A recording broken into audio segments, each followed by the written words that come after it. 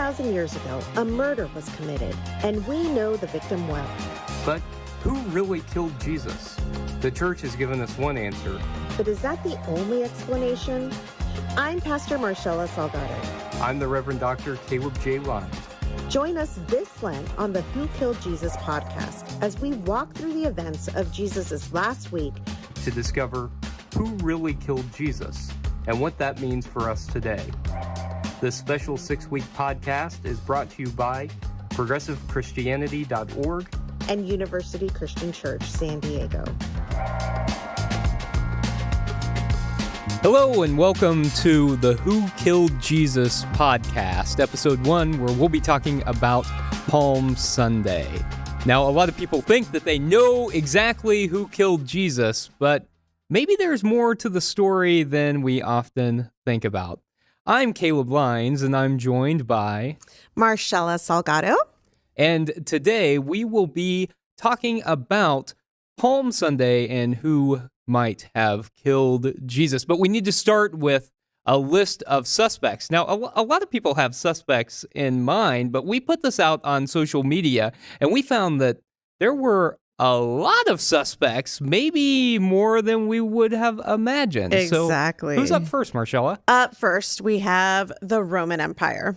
Rome killed Jesus, according to many. Yes, okay, that makes a lot of sense. And along with that, some people have said, okay, maybe the Roman Empire was involved, but really, it's Pontius Pilate. Pontius Pilate is who killed Jesus. Mm-hmm. And along with Pilate, they have the Sanhedrin. So that one, that's one I've heard before, but the Sanhedrin. The Sanhedrin, okay. Mm-hmm. I've also heard a lot of people say the Jews in general. That's pretty broad, but that's pretty broad. And I think we should say at the outset that one of the things with the rising anti-Semitism that we plan to do is to ensure that we combat that idea that it was the Jews who killed Jesus. Exactly. But we have to deal with that. Yeah. So that was one. And the Sadducees. Along with the Pharisees, there were also the Sadducees. Okay, so the temple leaders, the Sadducees, I can see why people would suggest that. Yes. I've also heard some people say the Pharisees. I mean, Jesus seemed to spend a lot of time confronting the Pharisees. Maybe they were the ones. Maybe. We also have one of my personal favorites, original sin. Original sin. Yes. Yeah. What'd you say? Thank you, Adam and Eve. Adam and Eve. Yes. Thank you for eating that and marring the rest of us for all of history. Okay. I've heard a lot of people say that actually it's God. God killed Jesus. This was a part of God's plan, and God needed this sacrifice. God killed Jesus. Yeah, that one kind of hurts, though. God loved us so much that God had to kill God's own son, too. Hey, you have trouble worshiping a God who is killing somebody? Yes, okay. Maybe. All right, okay, sure. This one I liked and I was surprised by, but then I wasn't after I read it. The Republican Party. The modern day Republican Party. Yes, exactly. They are maybe not slowly killing Jesus, but yeah, they're killing Jesus. I was surprised when I saw that someone on social media had posted that, but I thought, yeah. And, I broadened it on our murder board, and I put U.S. politics in general. Oh. And so I think that there's a lot to talk about there. But yes, the Republican Party specifically. Yeah. So I've heard a lot of people also say, you know what? It's my own personal sin that has killed Jesus. Mm-hmm. Have you ever experienced that? No. I grew up with, not in my household. My household was very clear about who killed Jesus, but at church, I heard that a lot, my personal sin. So if you would have asked me at the young age of, 10, who killed Jesus, I'd be like, me, I did, I killed Jesus. Yes. I'm 2 years old, and it's all my wrongdoing that killed Jesus. Exactly. You evil child. Of course, my favorite was thrown out there by somebody I love, Courtney Love. Courtney Love killed Jesus. Yes. Oh, yeah. Well, she was alive back then, right? She was. Like I've said, Courtney is all around us at all times. And I am sporting my Courtney Did It t-shirt. For all you conspiracy theorists out there, Courtney Love. Courtney Love. Okay. Yes. Someone else suggested Judas, and that makes a lot of sense. It does. Judas betrayed Jesus at the Last Supper, Yeah. and so I get that. Judas is another suspect. That one makes sense. We also have greed. Greed killed Jesus. Okay, yeah. I think that one would make sense too, actually, when you especially tied in with Judas and other storylines there. Sure, that makes sense. And the disciples didn't seem to get what Jesus was talking about a whole lot, and they seemed complicit. They weren't there, most of them, at the foot of the cross. It was only his women followers who ended up being there, so that makes sense, the disciples. Yeah. And one that actually surprised me, and I'm not sure why, because he is part of the storyline. If you've seen Jesus Christ Superstar, you hear his name. Caiaphas. Caiaphas is one, and it really stood out to me in the book that we were reading that they called him the King of the Jews. Ah, yes. Caiaphas. Exactly. Caiaphas. Yes, Caiaphas. Yes, that makes a lot of sense. And the Roman emperor is our final suspect. The Roman Emperor Tiberius, who was emperor when Jesus was crucified. So, full disclosure, we are following this list of suspects. They will form the basis of our podcast. We're also using Marcus Borg and John Dominic Crossan's book, The Last Week, in which they walk us through the events of Holy Week, and they help us to realize that, you know, a lot of times, maybe we haven't really thought so much about what that last week was like. I don't know about you, Marshela, but I kind of grew up going to church on Palm Sunday, and then maybe I might stop in for a Maundy Thursday, maybe. But a lot of times I wasn't back in church until Easter Sunday. Jesus was already back. Somewhere in between, he died. He died somewhere in between. But we didn't actually talk about that a whole lot. It was kind of, we came in on Palm Sunday. We had this great celebration. Then we came back next week, and it was Easter. Yeah, pretty much. That was kind of how I grew up also. There, maybe the church every now and then would do something in between Monday or Sunday and Saturday. Like sometimes they would host a Passover meal so that we would learn what Passover was and what that Jewish celebration entailed. And but yeah, in between there really wasn't a lot going on. I went to my first Maundy Thursday service in college with a friend at a Lutheran church, and I had no idea what it was. I was like, I've heard of Maundy Thursday, but I don't know what this is. So, right, yeah. It was I grew up in the Christian Church Disciples of Christ, so Maundy Thursday was kind of a big thing, and we would go sometimes, and I knew there was Good Friday. I knew that, like, Jesus was crucified, but I don't think I thought much about any of the other days of the week, like Monday, Tuesday, Wednesday, Saturday. Yeah. Did you think about any of those? No. Did anything happen on Monday, Tuesday, Wednesday, Saturday? I don't know. Because I only hear of Sunday, Thursday, Friday. Yeah. You know, the following Sunday. So, well, through the events of this podcast, we will learn what happened on those other days. But let's start with Palm Sunday. Okay. So, Marshela, I think whenever I grew up, I enjoyed Palm Sunday, but I don't think I really understood what it was about. So whenever I think about growing up and celebrating Palm Sunday, what I think about is it was a day that was a little bit more fun than usual. We got some palm branches and we'd wave them in the air. We would come in, we would have one of those palm crosses that people had made, and they would hand us those. But it was pretty much the service as usual. And I think I kind of thought about everybody in Jerusalem coming out, and everybody was celebrating Jesus. And that's what Palm Sunday was for me. Yeah. And it was fun, but it wasn't really that significant. How about for you? Yeah, it was a big deal Sunday. I do remember that. We also always had the little palm branches, and we'd wave them and sing some song that had Hosanna in there. I had the same understanding. I thought all of Jerusalem was out to basically declare Jesus the Messiah. You know, we're here, Hosanna in the highest, you know, blessed is he who comes in the name of the Lord. And but I didn't give it much thought beyond that. I just thought everybody loves Jesus. And then the following, like, Friday, it's like all those same people, that everybody that came out were the same everybody's that crucified him and helped crucify him, basically. So yeah, it was a big celebration, but I didn't understand what it was until I got to college and I studied a little bit more Yeah. what Palm Sunday was about and what this book touches upon. The two protests on two different sides of the city. I had no idea about the second protest. Yeah. Well, actually, I didn't even see it as a protest. I just saw it as big parade. So, yes, the one big parade. It was all Jesus, coming in on this donkey, and everybody came out. And when I was a kid in particular, I think pictured all the kids in Jerusalem, all the kids kind of bustling around, and I thought of it as this big parade, like the ancient equivalent of like a Macy's parade, where just everybody was there, and it was this huge time of celebration. And I don't think we really talked much about the context of why Jesus was in Jerusalem, what he was doing. I don't think I understood why people were out to see him, and I certainly didn't understand the role of the Roman Empire and all of it. Yeah, well, spoiler alert, it was most likely planned by Jesus. What? Yes. So it was a planned protest by Jesus.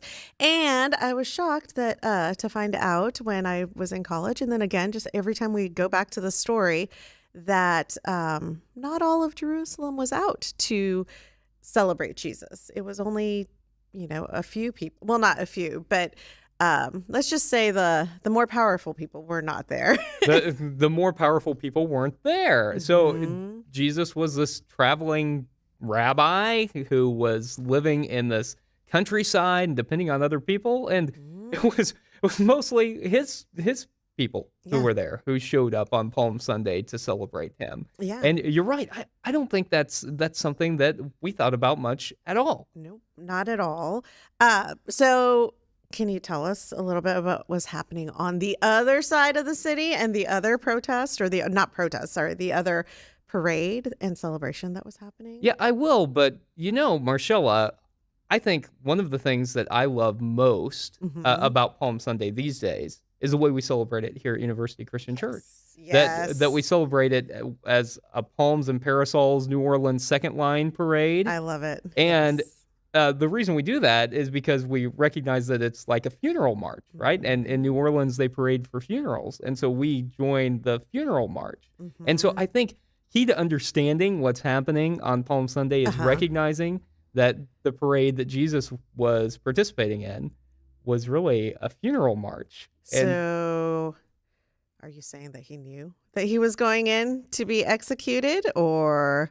I think it was increasingly clear to him and his followers that the week wasn't going to end well. And I think it's because of why he was there on Palm Sunday. So let's take just a quick break and let's come back and we'll talk about what really happened on Palm Sunday.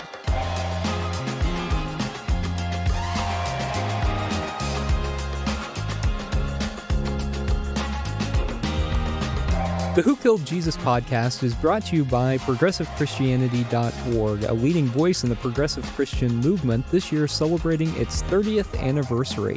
Be sure to check out ProgressiveChristianity.org for all your progressive Christian resource needs. This podcast is also brought to you by University Christian Church in San Diego, California, an authentic, progressive, inclusive congregation striving to proclaim God's love for all.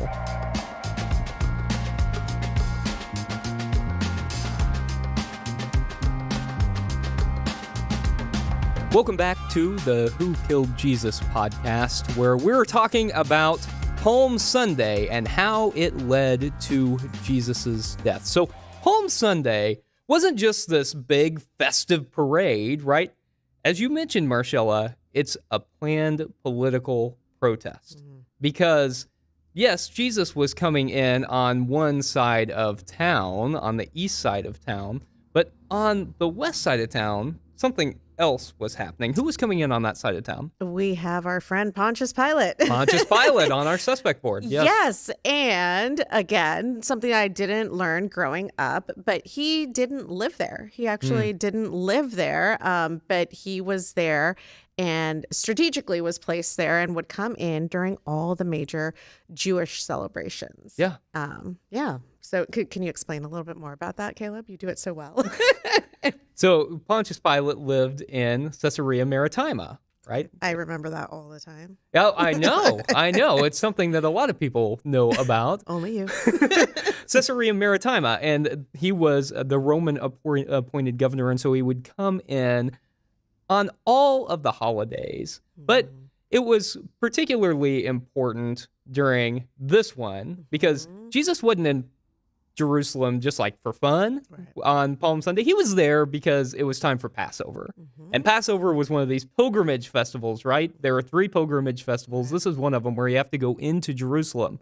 And so Jesus is there, and Pontius Pilate is coming in because remember what Passover is all about?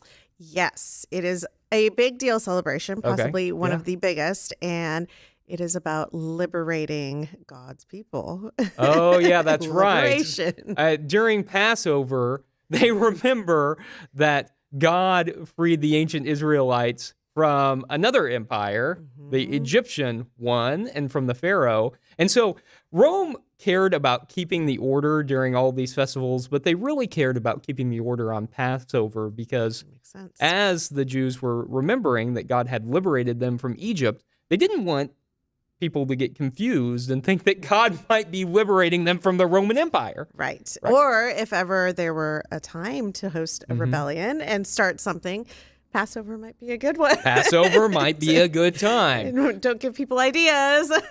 So the Roman governor would always come into Jerusalem, and they didn't come in quietly. Rome didn't do anything quietly. I've seen the movies. You've seen the movies, you know. And so they wanted everyone to know that they were there. And so Pilate comes in on the west side of town, and he comes in with this great display of Roman force. He's not riding a donkey, because on the other side of town, Jesus is like on a borrowed donkey, right? And he's got these peasant followers who had followed him from the countryside, had come into Jerusalem for the Passover. They don't have much. They grab the cloaks off their back. They grab the palm branches. They have this kind of makeshift parade. But we've got this guy, this traveling rabbi, riding in on a borrowed donkey. On the other side of town, we get Pilate on war horses with chariots. Like a legion of Roman soldiers, hundreds of Roman soldiers. So this is like the Macy's Thanksgiving Day Parade. This is the one that's like the Macy's Parade with like a lot of violence because they had swords and they had spears, but they had drums, they had flags, the Roman flags. They had all these poles with these golden Roman eagles that kind of glistened in the sunlight. And so can you imagine this parade? This is the one you would have wanted to see, right? Oh, yeah. No, if I were a kid, I'd want to see all the glistening, happy, big deal, huge parade, not, kind of a rinky-dink makeshift. Somebody coming in on a donkey. A donkey's not even that big. I mean, they're really... And they stink, and they're stubborn. Who would want to be on that ass of an animal? Exactly. You want the horse. You want the chariots. Yeah. You want the show. Yeah. And Rome gave you the show. Pontius Pilate gave you the show. But it was also kind of terrifying because it wasn't just something that was fun to watch. It was something that reminded you who was in charge. Right. And who was in charge wasn't you.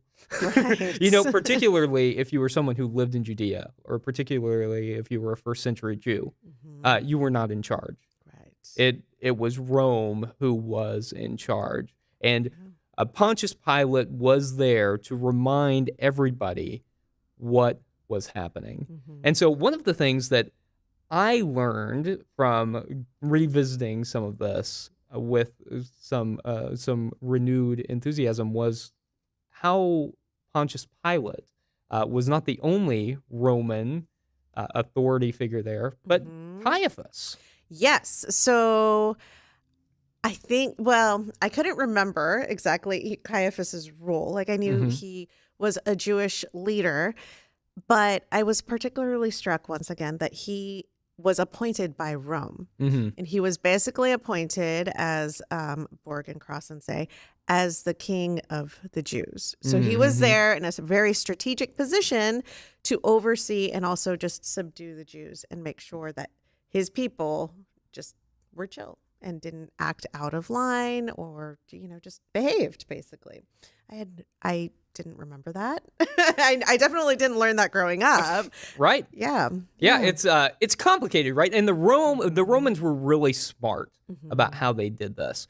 They conquered people, and they let the local leaders stay in charge as long as they were willing to do what Rome wanted. Right. And the primary way that Rome had kind of a yardstick for who was going to do that was their wealth.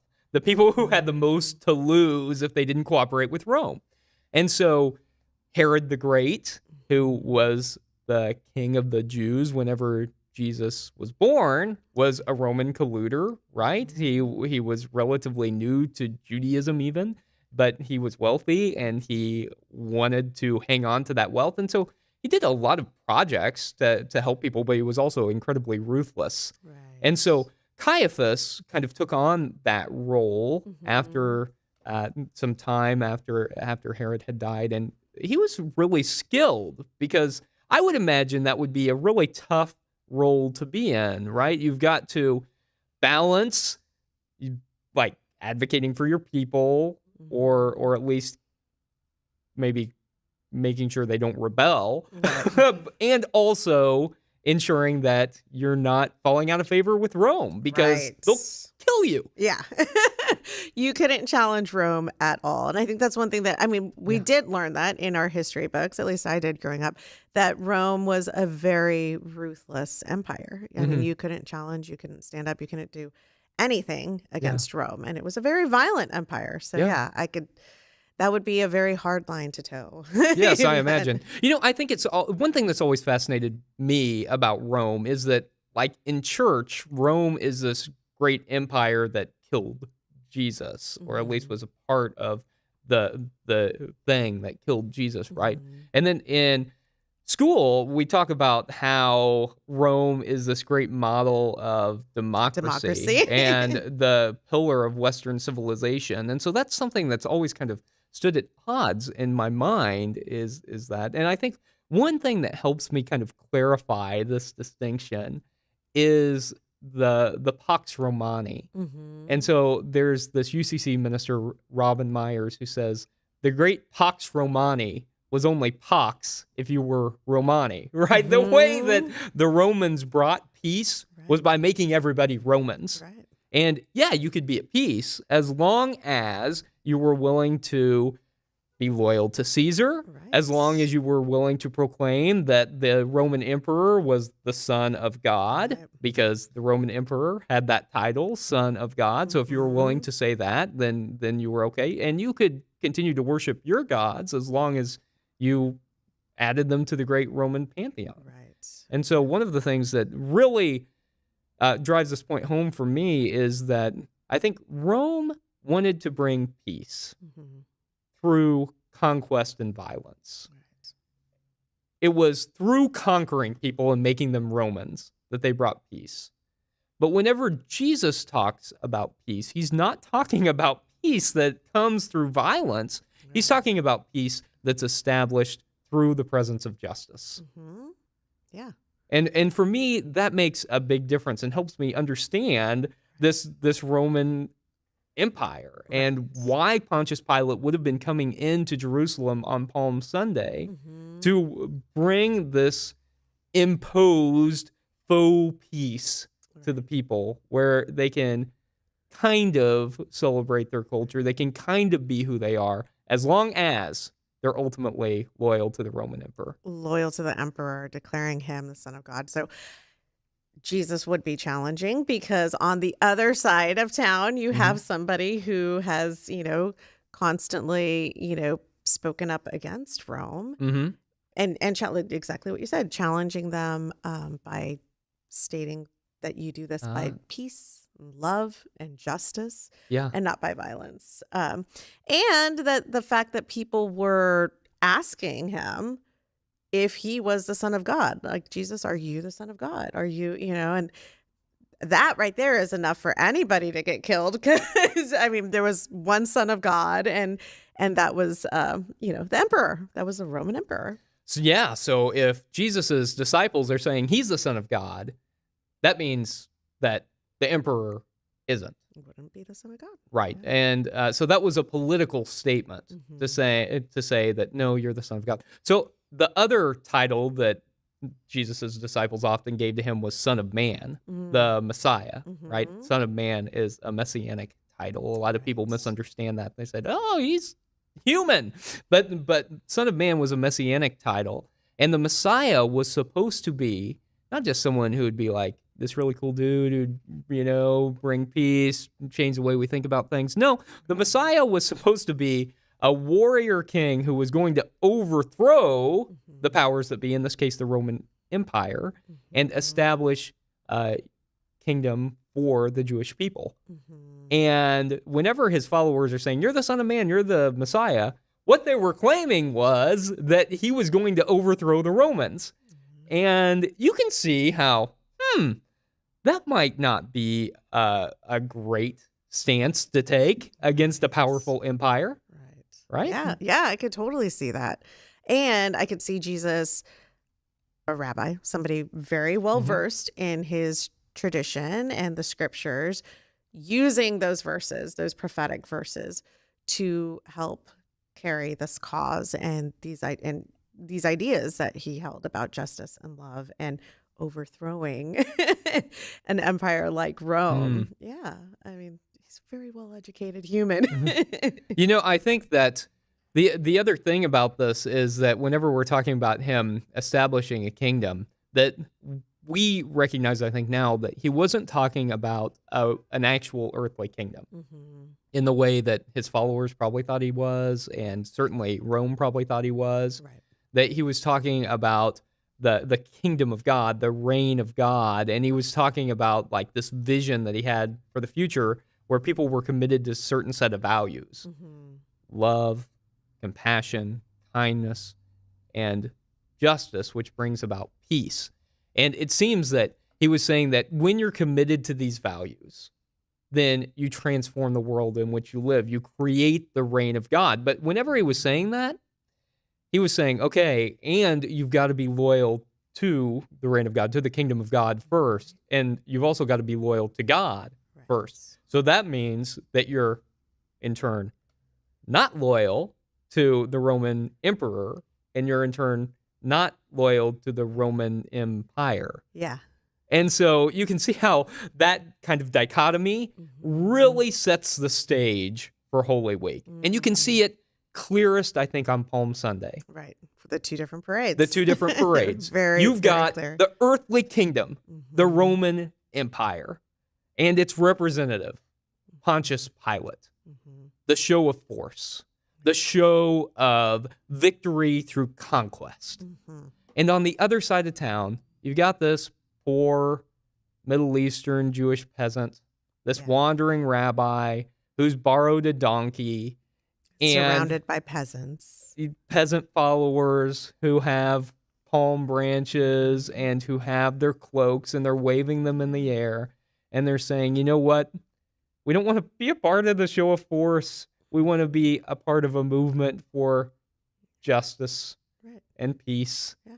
And that's what Palm Sunday is ultimately about, right? Yeah. At least as I understand it now. I think I misunderstood it for a large portion of my life when I thought that it's this big celebratory time as everybody in Jerusalem comes out to see Jesus. No, actually, it's subversive. Yeah, very subversive. And it was staged. It was something that Jesus intentionally did. And as you stated earlier, he likely knew what he was walking into when he walked into Jerusalem that week. Yeah. He knew what he was walking into, and maybe his followers, maybe they did, maybe they didn't, but it had to become clear as you're staging a protest against the most powerful empire on earth, that things probably are not going to go your way. Right? Right. I mean, they didn't have, they had palm branches. Right. Pilate had hundreds of soldiers with swords and spears. Yeah. You knew what was going to happen, I think. And I appreciate the reminder, too, I think, that the cross really was a tool for execution, but only for one purpose. Yes. Yeah. This is when we look at this and we study this, it changes the narrative that the cross was only used to execute those who stood up against Rome. Mm-hmm. That's right. And so it had a singular purpose. It wasn't just like, oh, you stole something. Right. You're going to get the cross. Right. No, it was because you stood in opposition to the Roman Empire. Yeah. So I think today we've talked about what Palm Sunday was really about and how that set the course for Holy Week, and also got some real suspects on who probably was involved in Jesus's murder. Number one on my list right now is Caiaphas. I'm a little... Oh, I thought you were going to say Courtney Love. Her too. It's Courtney Love. Caiaphas. Yes. Yes, Caiaphas. Well, we talked about him a little bit today, but we'll talk about him more as we move later in the week. And we talked about Pilate. Pontius Pilate. Yeah. And the Roman Empire. And the Roman emperor. Right. Right. And so there were a lot of people who had motive to really be involved in Jesus's murder. Yeah. So that concludes today's podcast as we talk about Palm Sunday. Next week, we'll move into Holy Monday, which I think is something that we don't often talk a lot about. I didn't know there was a Holy Monday. I thought it was Sunday to Thursday. Sunday to Nothing Thursday, or happened Sunday on to Monday. Sunday. Yeah, but actually, a lot happened throughout the week. And so next time, we'll find out what happened on Monday on the Who Killed Jesus podcast.